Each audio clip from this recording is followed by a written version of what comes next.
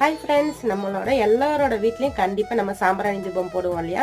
அது கூட இந்த ஒரு பொருளையும் சேர்த்து போடும்போது வீடு நல்லா மனமாகவும் நல்லா பாசிட்டிவ் வைபாகவும் இருக்கும். அது என்னென்னா குங்குளியம் தாங்க. நம்ம எப்பயும் வாங்குற கட்டி சாம்பிராணி வாங்கி அது கூட நாட்டு மருந்து கடையில் குங்குளியம்னு கிடைக்கும். 50 கிராம் 30 ரூபாய் தான். அதில் நான் இன்னைக்கு பாதி தான் எடுத்திருக்கேன். ஒரு கட்டி சாம்பிராணிக்கு நம்ம பாதி குங்குளியம் எடுத்தோம்னா கரெக்டாக இருக்கும். அதை நல்லா நைஸாக அந்த அளவுக்கு பவுடர் பண்ணியாச்சு. இப்போ கட்டி சாம்பிராணியும் நல்லா இந்த அளவுக்கு பவுடர் பண்ணியாச்சு. குங்குளியமும் கட்டி சாம்பிராணி நல்லா இந்த அளவுக்கு பவுடர் பண்ணதுக்கு அப்புறமா இது கூட நீங்க காஞ்ச மருதாணி விதை இருந்தா அதையும் நல்லா நைஸா பவுடர் பண்ணி இதோட சேர்த்துக்கோங்க. இருந்ததுன்னா கண்டிப்பா சேருங்க.